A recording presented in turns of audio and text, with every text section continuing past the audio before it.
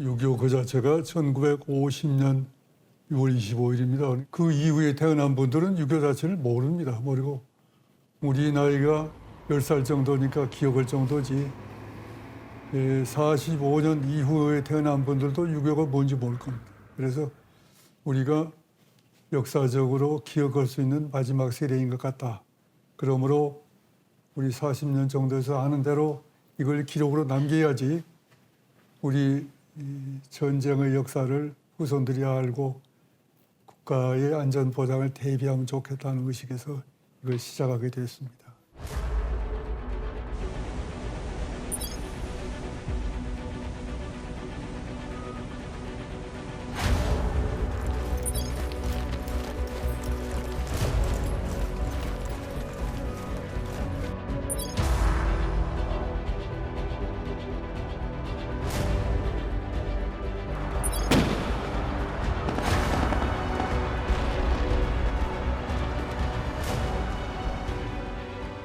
(6.25) 전쟁 당시에 유엔군 전투에 참전한 16개국 그리고 의료 지원국 6개국 그 기여가 컸습니다. 이들이 우리나라에 구체적으로 어떤 도움을 줬나요?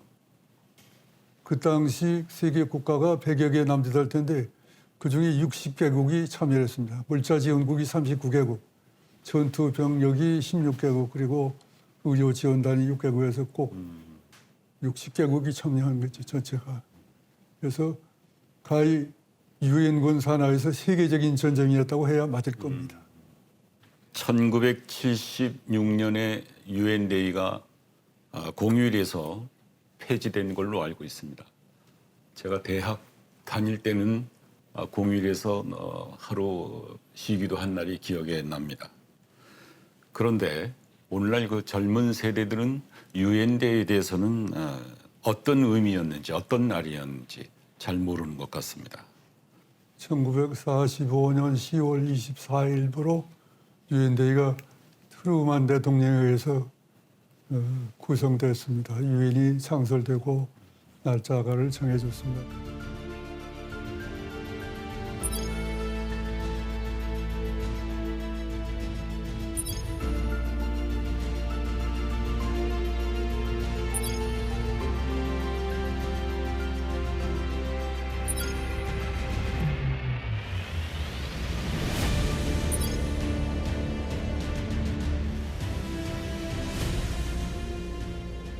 (50년) 6.25 전쟁을 당해서 6월 25일자로 트루만 대통령이 한국 참전에 결의를 해주셨고, 그래서 북한을 보고 물러가라 했는데 물러가지 않으니까 6월 27일 날 유엔 결의로 유엔군 참전을 결의했습니다. 그래서 그와 같은 과정을 거쳐서 한국 전쟁을 치렀는데, 우리는 그동안에 유엔이 전투 16개국, 의료 6개국, 물자 지원 39개, 60개국의 지원을 받아서 문자 그대로 유엔의 전쟁을 치렀습니다. 그때는 우리나라 대한민국 군대도 유엔군 산하에서 7월 7일자 메가더 사령관이 유엔군 사령관을 부임해서 그 지휘하에 전체 전투를 치렀습니다. 그래서 보급이고 작전이고 모든 지휘가 유엔군 산하에 있었고, 백선엽 장군이 다부동 전투에서 권총을 빼들고 나를 따르란 것도 유엔군 소속으로 같이 싸워서 우리 마지막 보루가 유지가 되었습니다. 그래서 만약에 그때 대구 이남이 남은 상태인데 부산까지 밀렸다면 현재가 존재하지 않을 겁니다. 군은 물론이고 대한민국 자체가 존재 않을 텐데, 그와 같은 중요한 날을 6.25 때부터 기념일로 해서 쉬어왔습니다. 그런데 75년, 76년에 와서 유엔 남북한이 동시 가입하는 문제가 있었습니다. 네. 그렇다면 우리가 유엔의 의미가 없지 않느냐 해서 약간의 반발적인 형태로 유엔 데이를 쉬는 날에서 폐지했던 걸로 알고 있는데, 그것은 극히 정서적인 문제이지 이성적인 문제는 아니었다고 생각합니다. 우리가 유엔에 의해서 존재한 날 그 사실을 만약 기억했다면 지금까지 당연히 유엔데이는 존속되고 기념되어야 한다고 생각합니다.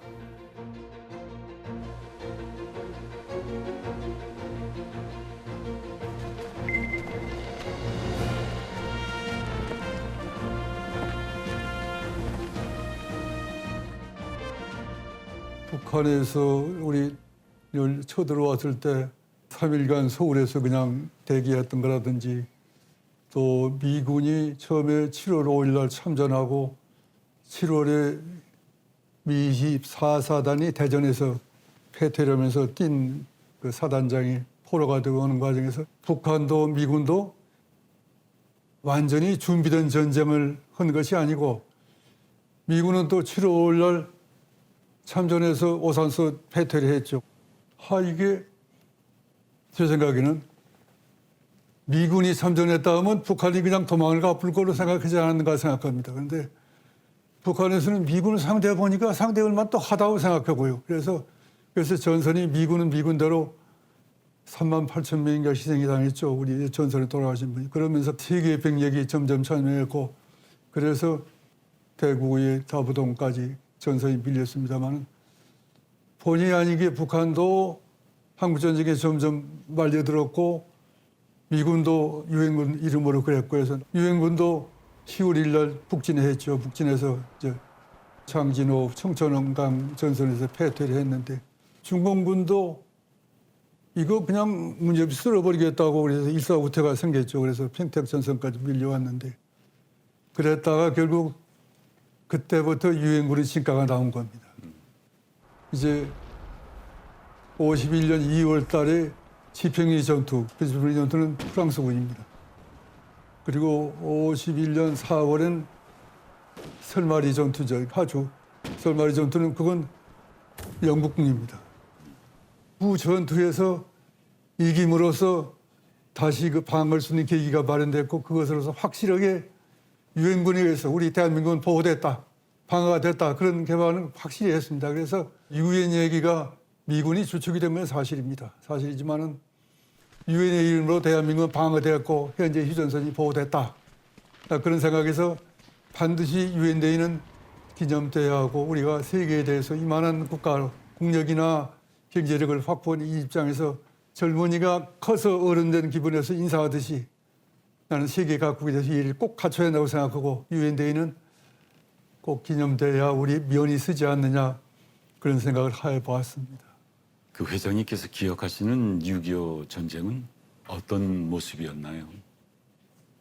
그거는 저는 전라도 순천에 있었으니까 그 전선의 실제 상황은 그렇게 목도한 바가 없습니다만은 여수 순천 사건이 48년 10월 20일인가 생겼습니다.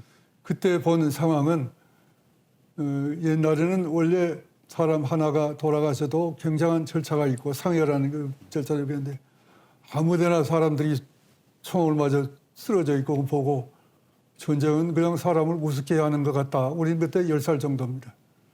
그래서 그런 전쟁을 치러 보고 나서 이제 소위 산으로 들어간 사람들이 있고 진압군은 진압군대로 수습을 하고 해서 사방에서 싸우는 장면을 많이 봤고 38선의 전쟁은 몰라도 그 이듬 다음에 바로 6월 25일 날 6.25 전쟁이 났거든요. 그러니까 할 일은 1년 남짓했는데 우리는 직접 보지 않아도 전쟁이 그렇게 무자비하고 전쟁이 참 인간사에 있어서는 안 될 것이라는 걸 절실히 어려서부터 느꼈습니다. 어른들의 고통 못지않게 경험했기 때문에 전쟁을 알고 전쟁을 나지 않아야 하고 전쟁에 대비해야 한다.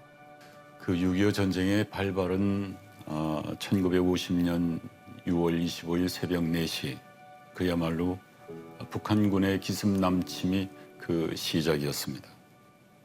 그럼에도 불구하고 오늘날 우리는 이 전쟁 자체를 잊고 지내는 편이고 그리고 유엔군의 참전, 국제사회의 그 도움이 크다는 것을 정확하게 인식하지 못하는 현실입니다.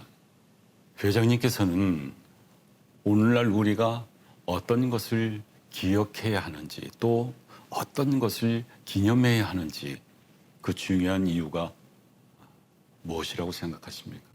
45년 10월 24일 유엔 성립되고 치른 전쟁 중에서 유엔 참전한 전쟁이 유일한 대한민국 6.25 전쟁입니다. 60개국이 참여를 했는데 그리고 그 이후에 월남전도 치렀고 여러 가지 전쟁을 치렀죠. 월남전도 전적으로 미군 전투였고 세계적으로 어느 전선에도 유엔군이 참전한 후자가 없습니다. 없고 유일한 대한민국 그 6.25 전쟁이었는데 유엔군으로서는 세계적인 그 유물 그 자체가 부산 대연동의 유엔군 묘지 그리고 전쟁 기념관인 국기봉 그 두 개가 남아 있습니다. 그런데 이 사실 정도로는 아까 말씀드린 대로 45년 이후의 출생자들도 6.25를 기억할 수 없을 거란 말입니다. 그런데 이것은 민족적으로도 전 역사를 통해서 가장 많은 사람이 200~300만이 희생했고 그리고 세계가 총 그 60개국이 관심을 기울였던 큰 전쟁이었는데 우리가 그 전쟁을 알지도 못하고 그 전쟁에 참여해 우리를 지켜준 사람들한테 고마움도 모르고 이거는 인간적으로도 이해가 아니다. 국가적으로는 떠나서. 그래서 우리는 우리 역사를 분명히 기억하고 북한과 남한이 존재하는 이유도 알고 있을 텐데 그것조차도 옛날 예적부터 고려 때부터 있던 걸로 착각을 할 우려가 있고 그래서 북한과 남한이 있다는 것 자체도 알고 우리가 휴전선이 전선이라는 사실도 알고 결국은 회장님께서 그 모두의 말씀에 기억하고 그래야 우리가 다시 앞으로 나아갈 수가 있다. 기억한다는 것과 대비한다는 게 두 개가 같이 존재합니다. 기억한다, 대비한다. 그 두 사람이 협의를 하면 항상 강자에 의해서 그 약속은 지켜집니다. 약자가 아무리 하소연해도 약자에 의해서 약속 지키지 못했습니다. 우리는 반드시 기억하고 대비해서 그만한 힘을 가집시다. 국가적으로 힘을 가져서 상대가 우리에게 도전하지 않도록 하고 꼭 공격을 목적으로 힘을 가지라는 얘기는 아닙니다. 방어적인 능력이 갖도록 힘은 비치해야 한다고 생각합니다.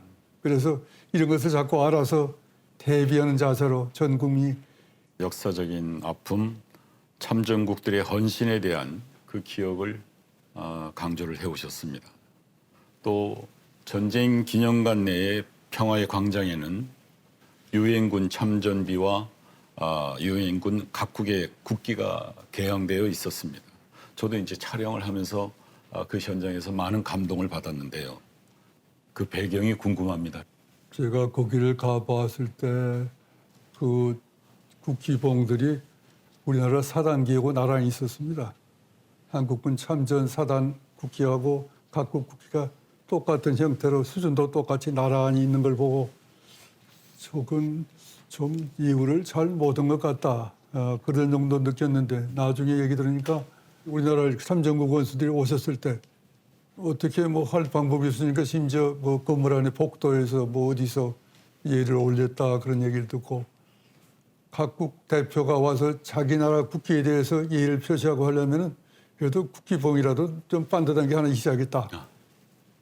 그 생각이 들어서 우리나라 사단급보다는 좀 높여주고 싶어서 그 앞에 다시 구상을 해서 배치만 다시 구상해서 국기봉을 만들게 됐고 결과 그 뒤부터는 각국의 원수들이 오셔서 자기 나라 국기 앞에서 일을 갖췄다. 그 대사관이야 관리계다들이 그래서 조금 보람이 있었다 그런 생각을 갖게 되었습니다. 휴전선의 의미에 대해서 다음과 같이 말씀을 하셨습니다. 세계가 그어준 국제선도 국경선도 아니다. 휴전선을 평화의 선으로 변화시키고자 하는 남북의 노력이 필요한 이 시점. 대한민국은 어떤 노력을 해야 할까요? 전선을 우리가 임의로 부인은 못할 것입니다만 전선을 존재하되 전선으로 인정되거나 방어하려면 국력이 그만큼 강해야 할 것입니다. 우리가 국력이라 하면 여러 가지 의미가 있습니다만 결과적으로 국가적인 부나 전투력이나 모두를 합해서 강자가 평화를 유지하지 약자가 평화를 유지를 못한다고 생각합니다. 우리 대한민국은 별도로 강한 국가가 되고 병력이나 모든 면에서 대비할 수 있는 자세를 보일 때 우리 휴전선은 평화선으로 유지가 가능할 것으로 생각하겠습니다.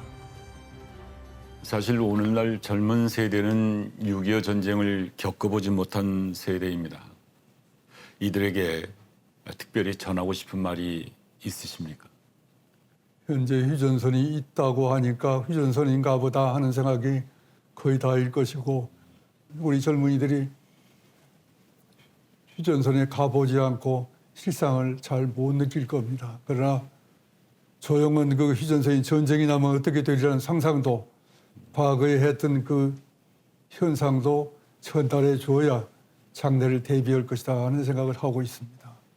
바로 우리 젊은이들이 이 나라를 지켜야 한다는 의식을 가질 수 있게 꼭 환기시켜줘야 할 것으로 생각하고 있습니다. 깊은 말씀 잘 들었습니다. 그리고 참 대단하십니다. 젊은 사람들이 이걸 이어받아줘야 할 텐데 우리가 이렇게 하소연만 하다 우리 죽어버리면 이것이 지켜지지 않으면 국가 장래가 어찌 될지 젊은 사람들이 알아듣고 좀 대비를 해줘야 할 텐데 그런 생각이 아쉬운 생각을 갖고 있습니다만 우리 대한민국 사람들은 뭐 제 생각에는 기능적으로 출중하다고 저는 기대합니다. 그러므로 충분히 가능할 것으로 기대를 하겠습니다.